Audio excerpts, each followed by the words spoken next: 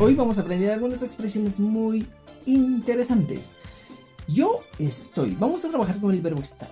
Alientuta imainalla kakushan kichis. Aliancho, kusas kalacho jaleyacho.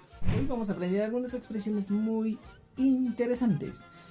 Yo estoy. Vamos a trabajar con el verbo estar. Es decir, yo estoy comiendo.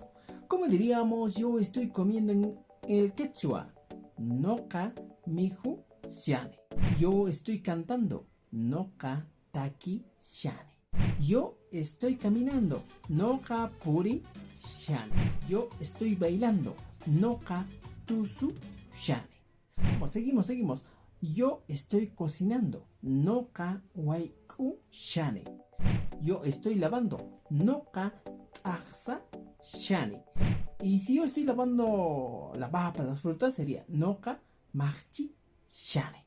¿Te das cuenta? Son algunas expresiones o algunas palabras o algunas actividades que podemos hacer cada día.